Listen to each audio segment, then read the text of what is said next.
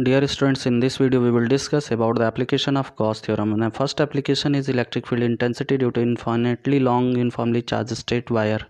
12th students, in the last video we will discuss about the Gauss theorem, and after that proof of Gauss theorem and then verification of Gauss theorem we were discussed in the last video. Now in this video we will discuss about the applications of Gauss theorem, how we apply the Gauss theorem. Gauss theorem we will apply to calculate the electric field intensity due to the charge which enclosed by the different surfaces. In this video we will discuss about the three applications. These three applications are: number one, to calculate the electric field intensity due to uniformly charged infinitely long straight wire, and second is electric field intensity due to uniformly charged spherical cell, and last, electric field intensity due to a thin infinite plane sheet of the charge.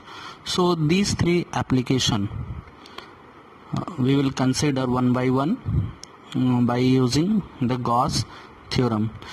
So first of all we will discuss about to calculate the electric field intensity due to uniformly charged infinitely long straight wire. चलिए आइए हम इसको calculate करने का प्रयास करते हैं। इसके लिए सबसे पहले for this application we will consider an infinitely long thin wire. Okay, infinitely long thin wire. You can consider this wire have infinite length. Okay, so this dashed line indicates this wire goes to the infinite length. If we consider this infinite length of the wire have the charge uniformly distributed over the length, and this wire have charge density lambda. Let this wire have charge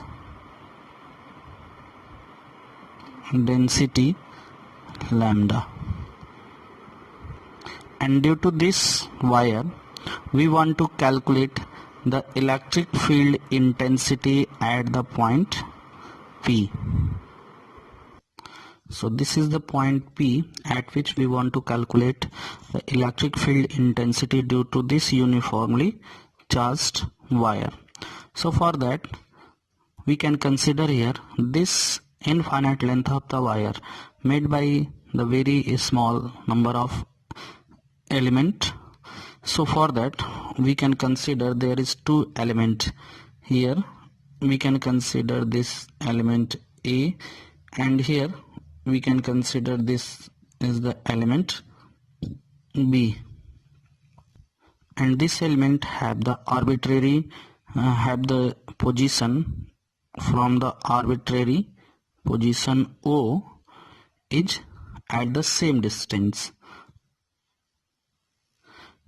And if we consider the position of the point P from this origin is small r, and at this point P we can consider the electric field due to this line element at the point P, and due to this line element B at the point P, which we can consider E1 and E2. So this electric field E1 and E2. These two electric field at this point have two different directions. So for that we can take the components of this E1 and E2. The components of E2 we can consider in this direction, one component in this direction and another component in this direction. Okay, and for E1 we can also consider here, this also have two component, one in this direction and another in this direction. So here we can see that this component of E1 and this component of E2 have the direction opposite to each other on the same line and equal in magnitude. So these two components cancel their effect, but these components of E1 and E2 along the same line. So we can consider here, this is the resultant electric field intensity E, okay, which have the direction in the direction of the position vector of the point P. That means along the direction O to P. That's why we can say that the resultant electric field intensity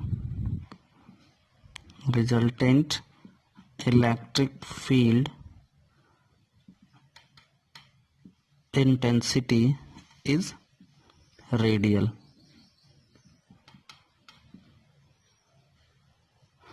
So this electric field intensity due to this two line element. So here wherever we consider the pair of the line element and we want to calculate the electric field intensity at this point P, in all the situation we can see that this electric field line always along the direction of O to P. That means you can say this electric field intensity due to this whole length of the wire is radial. Okay, that's why we can say that the electric field intensity at every point is always normal to the radially normal to the wire. Okay, so for that, to calculate the electric field intensity at this point P with the help of Gauss theorem, we will consider a right circular closed cylinder of radius R and length L. The radius is R and the length of the cylinder is L. Okay, और इस cylinder को हम कुछ इस तरह से draw करेंगे जिससे कि ये जो इनफाइनाइट लेंथ का वायर हमने लिया है यह इस सिलेंडर के एक्सिस पर हो. And if we calculate the electric field intensity at every point on the curved surface of the cylinder is always same, because all the points which lies on the surface is at the same distance from this wire which is uniformly charged. And if we consider the normal of these surfaces at the curved surface, we can consider this is the unit vector n, which represent the direction of the curved surface, and this is also we can consider n cap. And when we see at the circular surface, the normal of this surface in this direction, and at this surface the normal of this surface is in this direction. And we know that the electric field intensity due to the wire is always radially outward from the wire and always perpendicular to the wire. So that's why the electric field intensity, if we consider the point P at this surface, so at this point P, the electric field intensity due to this wire is perpendicular to the surface. That means we can say that if there is charge, so the electric field intensity due to this charge is radially. So we can represent here, and we know that this electric field intensity is in the direction of the area vector. Since electric field intensity and the normal of the area vector is in same direction, that's why theta will be 0. So the electric flux phi vector E dot vector ds is equal to the electric field magnitude of electric field intensity with magnitude of n cap cos 0 degree. That's why we can write here, also there is ds, so we can write here E closed integral ds, because cos 0 degree have the value 1 and the magnitude of n cap is 1, and magnitude of electric field intensity E is, here we write here capital E. Okay, and this integral term, closed surface integral of ds, is the total surface area of the cylinder, total curved surface area of the cylinder. Here this surface only represents the curved surface area of the cylinder. So we can write here, since we know that the curved surface area of the cylinder is 2 pi r L. Okay, and the electric field intensity E. So there is a electric flux we can obtain from the curved surface area. Okay, and if we see at the ends of the cylinder, here n cap and the electric field intensity have the direction at the ends. Theta is equal to 90 degree. That means the angle between the area vector and the electric field intensity are perpendicular to each other. That means theta is equal to 90 degree, and in that case if we calculate the electric flux phi s E ds is equal to this, we have obtained 0, because you know cos 90 is equal to 0. That's why these two ends does not contribute to make the electric flux.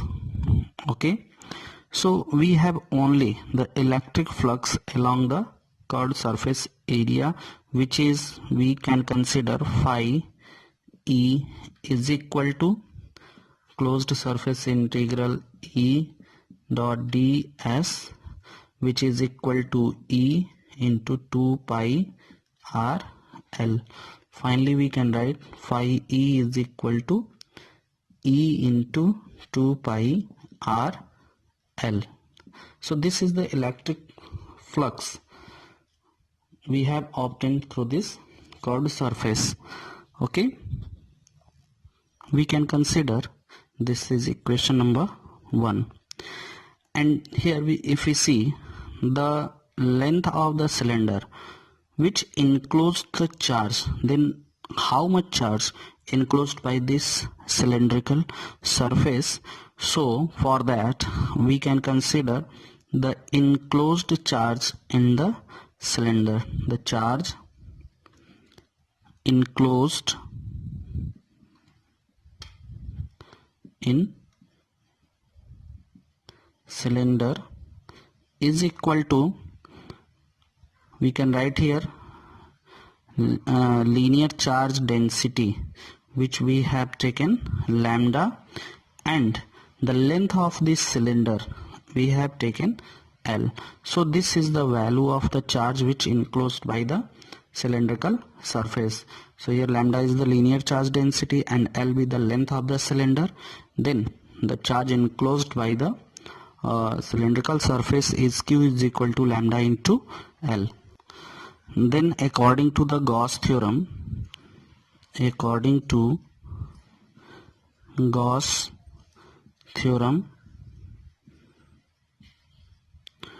phi E is equal to Q upon epsilon naught. And from equation first we can write phi, not phi, here we can write from equation first E into 2 pi R L is equal to Q upon epsilon naught, and the value of Q is lambda into L. So we can write here lambda L upon epsilon naught. Then the value of E, we can write E is equal to lambda into L upon 2 pi R L into epsilon naught. So from numerator and denominator we can cancel the L.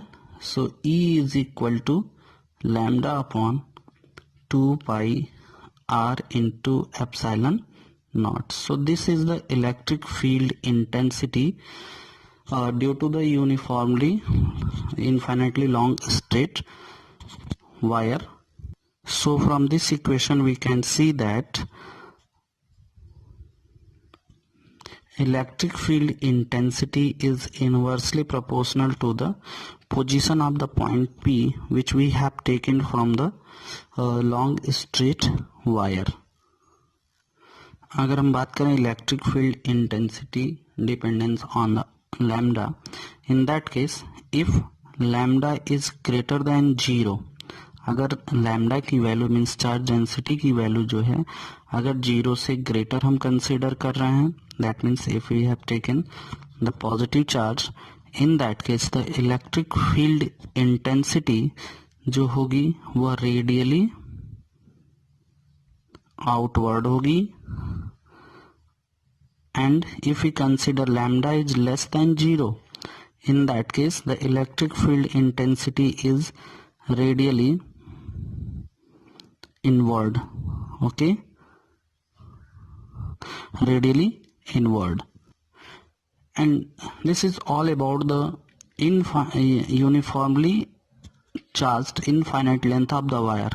But when we have the finite length of the wire, in that case the end effect also will be considered. But in this case we have taken infinitely long uniformly charged wire, so its end effect does not considered in this calculation or in this calculation of the electric field intensity due to the uniformly charged infinitely long straight wire. So this is all about the first application of the Gauss theorem. And for the next application you will continue to watch the my YouTube channel. Thank you for watching. For next application, please like, subscribe and share, and also do comment in the comment box.